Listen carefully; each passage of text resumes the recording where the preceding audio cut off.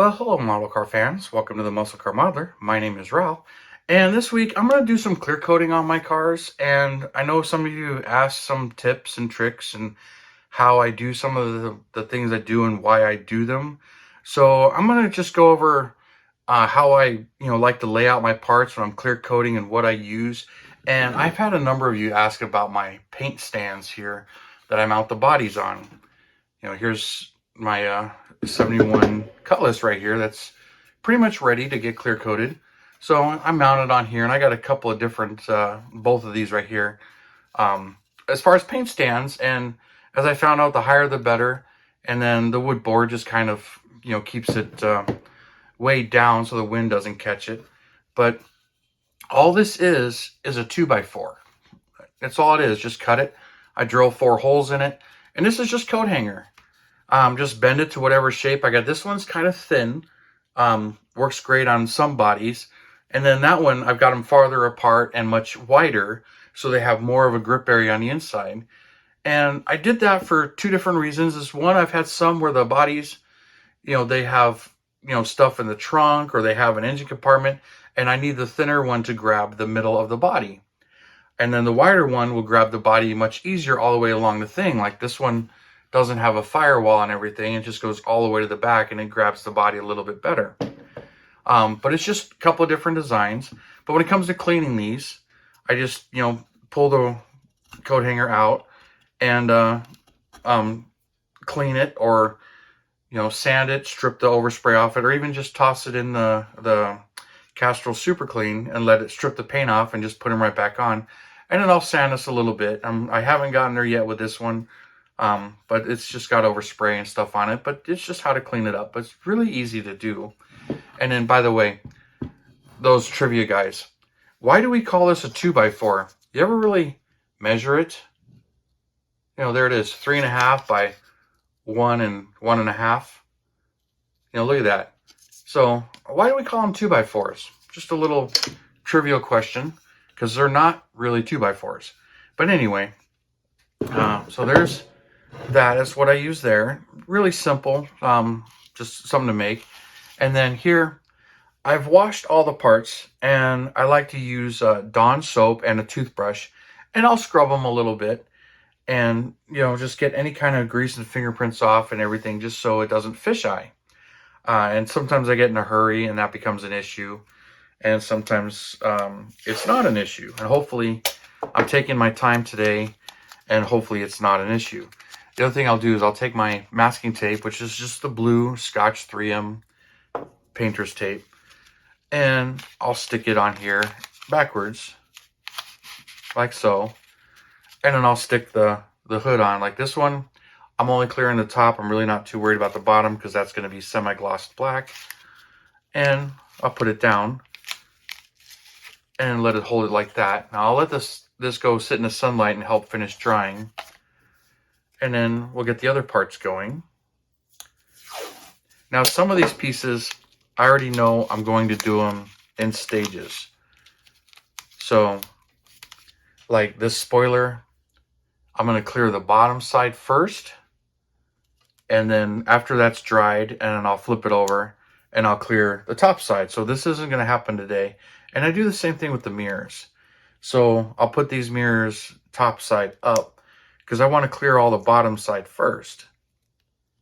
And then that way, if there's any dull spots or overspray, it doesn't really show. So it's just kind of a way to do it. You can polish and blend it. I tend to not do that. And then I've got these Shelby parts over here that are heavily decaled. But same thing. I'll put the masking tape down. And then I'll stick the wheels. And these, I'm really just worried about the inside getting cleared. So I'll stagger them a little bit, make sure I got enough room. And we'll get them down here. All right. So there. And hopefully that's enough room. And then the mirrors, same thing with these mirrors. Since these are getting cleared, it's really only the cup that gets cleared on this. The bottom bracket is actually going to be semi-gloss. So I'm just going to stick these this way so I can get all of that on one shot. Here we go. And then let's just put another piece right here.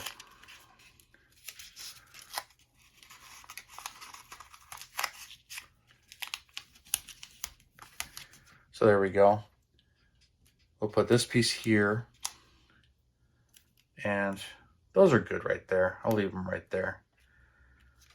And I kind of put the lip at the edge here because I do want to clear this way right on it. So I want to make sure I'm right there.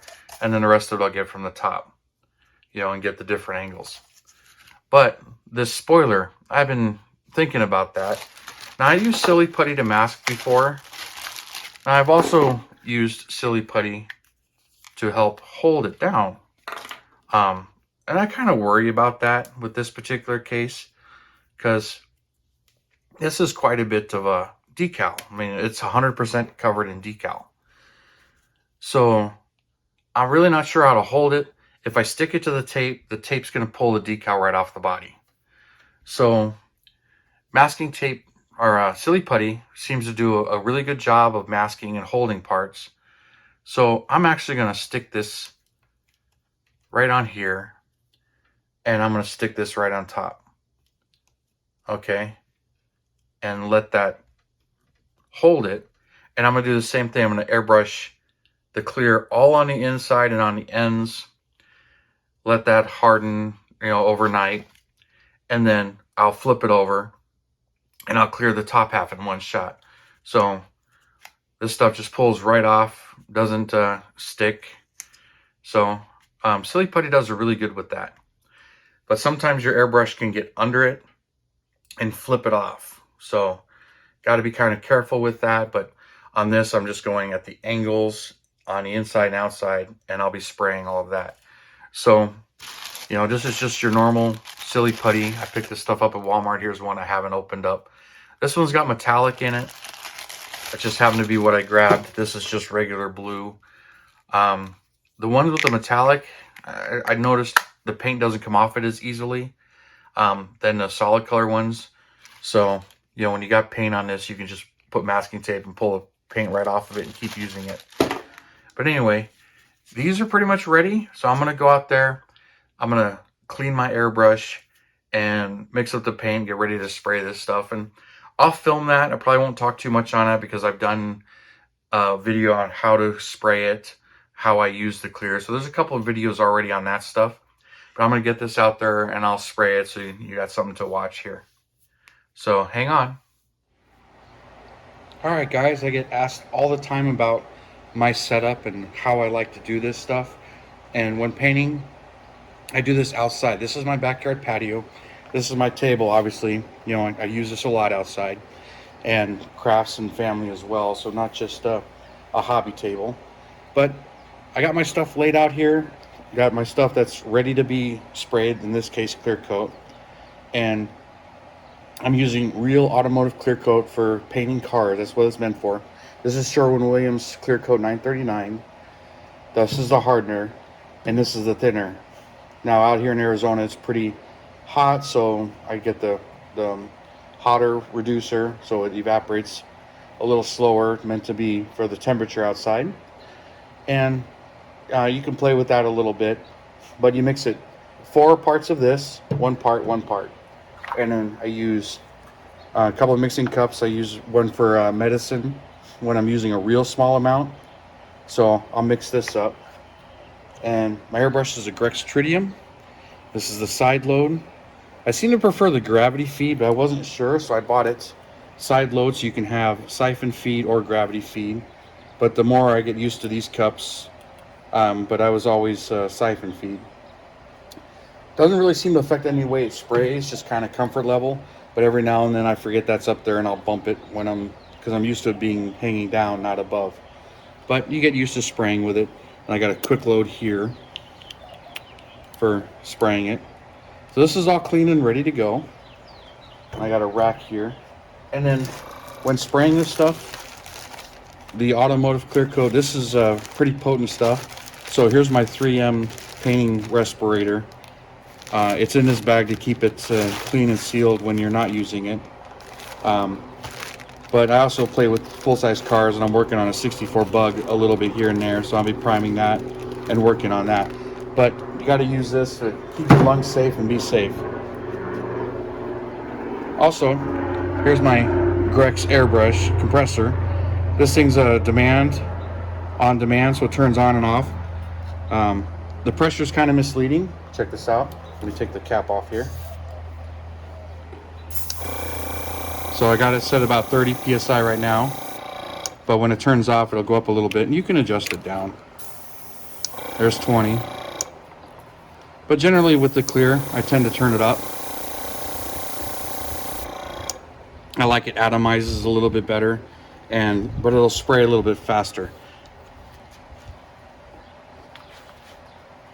So when it comes to that, you need to make sure that you're moving faster or paying real close attention, because the higher pressures, it atomizes better, but it also sprays the paint much faster. So you got to find your balance there. Most paints are recommended 20, 25 psi. And then also depends on how thin it is. I tend to make it a little bit more like water than milk. So when I mix the clear up, it'll splash a little bit easier and spray a little bit thinner. And I do that on purpose and do some light coats. And once this stuff's on there and dry, so I really don't touch it much or polish it, I leave it pretty much as is. So I'm gonna get moving here and get to mixing and let the camera roll, but I'll probably speed it up for you guys.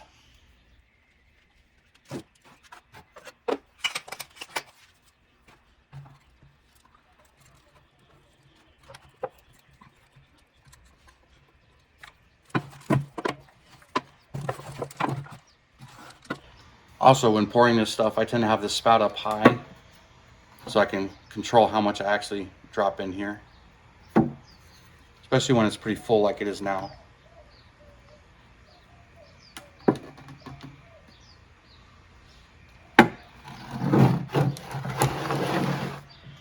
There's 10 milliliters of paint. Put that in here.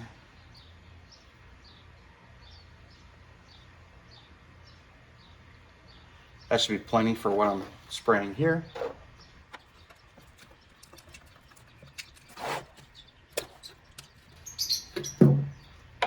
Now when it comes to mixing it 4-1-1, that means 10 milliliters, I need 2.5.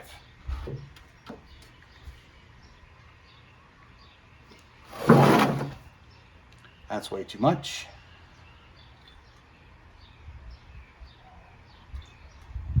There we go.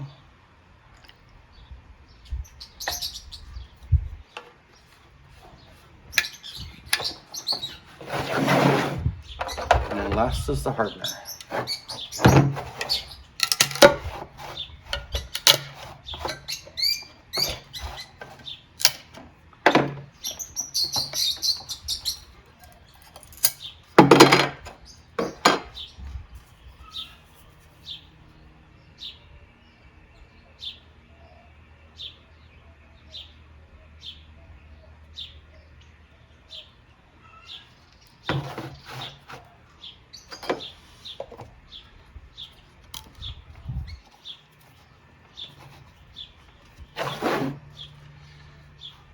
That's about perfect. 2.5 of hardener.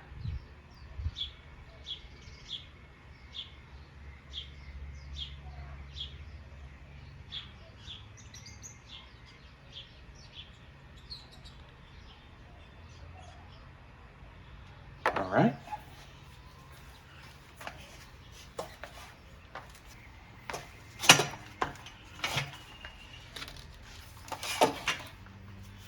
There's a popsicle stick, which this is from the craft store. I get a big bag of these. So they've not been used, not contaminated, and they're food grade if you want to use them for popsicles.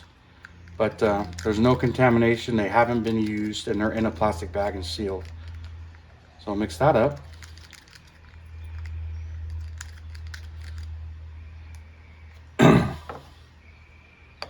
And then my filter to put it in here. And we'll get ready to spray. Get my respirator on and get some gloves on.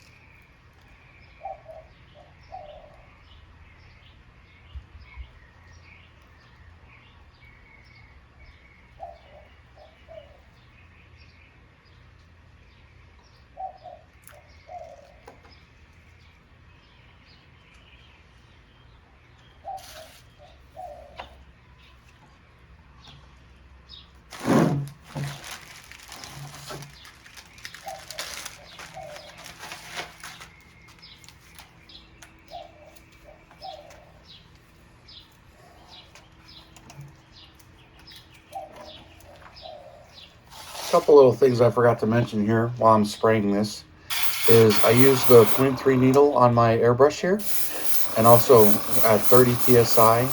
It does spray very fine, and I do some quick bursts here and there. So that's what I'm doing here, is just getting a little bit on the tail panel and on the rear wing of the Shelby. Just very light mist, just getting it right in the jams and just trying to go over it real lightly. So a lot of quick little bursts here and a little bit of fast movement, but it sprays a lot of paint, and I'm trying to do it just in little bursts here, and I'm really just trying to get it in between the spokes and on the inside of the rim there to really get some clear on all of the decaled areas, because these are the ones I had carbon fibered. So that's what I am doing here, and going at all the different angles, just really trying to get in there.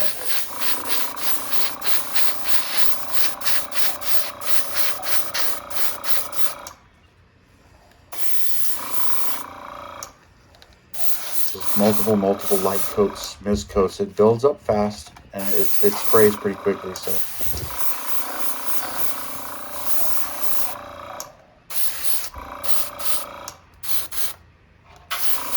and once I've done that, I do the same thing on the inside of the spoiler here on the 442 and on the mirrors, just making sure I get it inside and all over the uprights. You got to make sure I get them in there and get good coverage on the inside of the spoiler and the underside.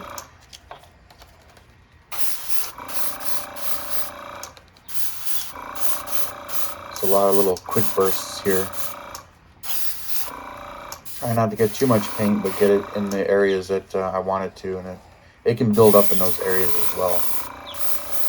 And after I've done with that, I do some last coats over all of it. Some nice even coats where I'm holding the airbrush a little farther away.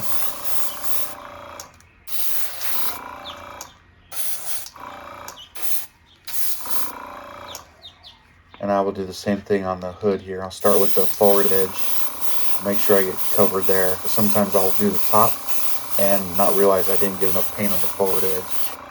And the same thing, shoot at the different angles just to make sure I get the sides of the bulges and the sides of the hood as well. But again, very light coats. And one last coat over all of it. And then, just a quick look at my progress, and then I'll move on to the body.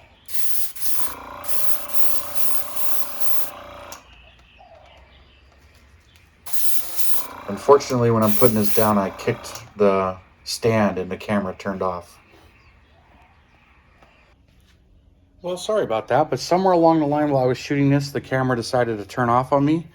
But I did finish shooting the clear on there, and I'll give it some time to dry and everything. So I'll go put this inside my garage where the bugs can't get to it and let it dry and harden.